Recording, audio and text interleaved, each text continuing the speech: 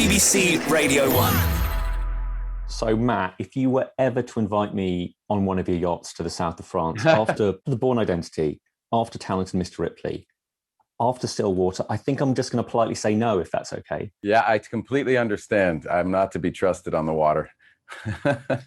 How is your French these days? I'm so sad to say it is just exactly where it was 20 years ago, which is nowhere. When you're in production, you're basically lighting money on fire. And so they just don't, you end up in this bubble invariably where everyone's speaking English and we're just solving the problems as fast as we can and getting our shots and getting out of there. And in this movie, you speak some French in an Oklahoma accent. I was wondering what the trick is to the Oklahoma accent in English and then the trick in French as well. My daughter is innocent. What? Oh, I can't believe this conversation. Well, then, you live in some fancy-ass world, honey. Well, that's always a tricky thing. Well, the Oklahoma accent in English was helpful for me to go down there. I mean, I lived in Texas quite a bit in my 20s because a lot of movies were getting shot there. And so I'm very familiar with that part of the country and that sound.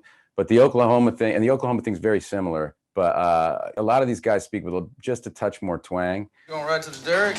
You got to have the want to. That's a filter that's very easy for me to put on. And then you put the French filter over that. The harder thing actually was I once did a little scene in one of Steven Soderbergh's Che Guevara movies, and it was in Spanish, but I was supposed to be German. The line was something like, Le rogamos que no ataquen muy pampa, which means we're asked that you don't attack this town, which is called Muy Pampa. And so I was like, well, how do I do that to sound German? And so I started thinking about Schwarzenegger, who's Austrian.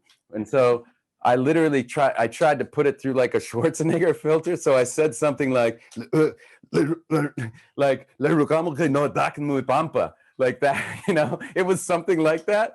And so we did a take and Steven's like, oh, that was great. And his focus puller, who was Spanish, tapped him on the shoulder and said, you should do it again. He sounds German. And I was like, yes, I did it. So anyway. Get to La Pampa. Yeah, get to Muy Pampa now. Because Matt, I think you're secretly, not so secretly, a really good impressionist, because I think you've kept me in a job because about 4 or 5 years ago, you did your amazing John Malkovich at the end of Rounders for me. He beat me. Straight up. Pay him. Pay that man his money. Give that man his money. So good. And you do a mean Tom Cruise. I was just wondering if there are any other secret impressions you have in your back catalogue. Well, I mean, McConaughey was the one I always did. That was always a good one for me. And then I had a Nicholson when I worked with him on The Departed. I can get the rap. You just gotta let me do it my way. If you don't, it won't be me who pays for it. But I think everybody's got a Jack Nicholson impression. Yeah, but you had the opportunity to do it to Jack. Oh, I never did it to him. No, I wouldn't do that. Some folks are born made to weather fire. You're in Marseille for vacation? Yeah, visit my daughter. Please don't kill me for saying this, but when I first saw the trailer to Stillwater, your look, I didn't really recognize you. In fact, it reminded me more of your cameo in Deadpool 2. Oh, yeah. Yeah. Toilet paper is plenty for an appetizer, but then Huggies Natural Care Wet Wipes. That's your main course. Are you aware, by the way, that you're credited at the end of the movie as Dickie Greenleaf? Meredith Randall. Dickie Greenleaf.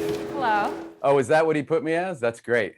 Yeah, that's You great. had no idea? No, he said he was gonna pick a character from my oeuvre, and that's what he did.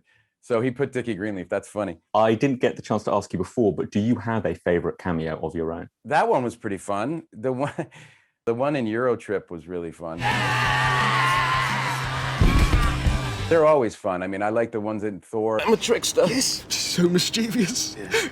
Sorry about that time. I turned you into a frog.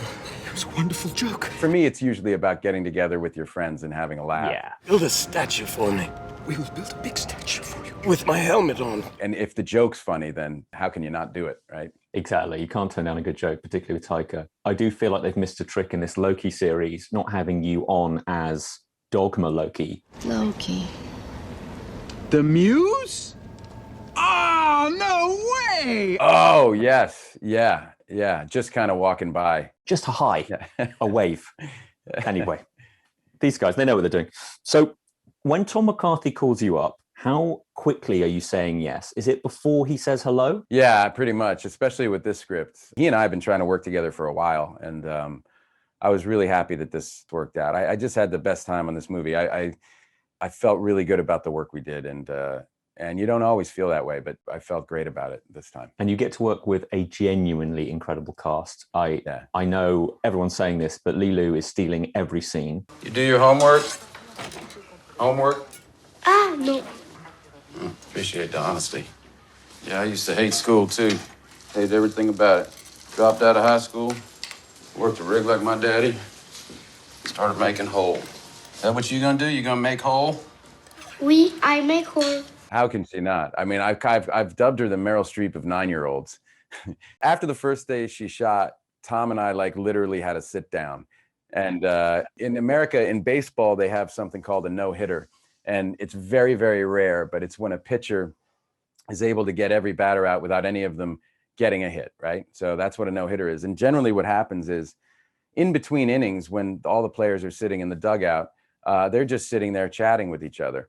When a pitcher starts to throw a no-hitter, sometime around after the second inning, maybe the third inning, nobody talks to the pitcher. Like there's a whole new protocol that goes into place to protect the pitcher, right? And so that's what Tom and I talked about. We got to keep this as fun as possible for her. We've got to keep it, keep this joyful for her so that she just keeps playing, because she would do the scene and then we'd do another take and she'd do it something completely different. And you go like, the amount of years it takes to understand that, it's just, and to be able to do it is, I'm kind of being put to shame by a 9-year-old here. Yeah, I mean, it can happen, can't it? How hard was it for you not to just talk to Camille about Call Your Agent for like half an hour straight every morning? Yeah, I know. She's great. And that relationship feels very real to me. Like they feel like two real people. I believe both of those characters.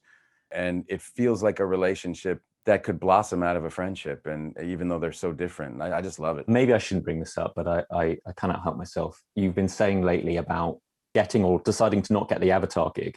I don't know whether it's any consolation to you, but did you hear that Donald Sutherland turned down a back-end deal for Animal House? No way. Really? Yes way. So wow. They said, right, do you want a back-end deal or we'll pay you up front a tiny amount? And as you may or may not know, this may be no solace. That, of course, was the biggest R-rated movie of all time. Yes. Yes. In fact, you see Donald's back end in the movie. There are sometimes moments where you can see the movie at the interview ending, and I think it might be.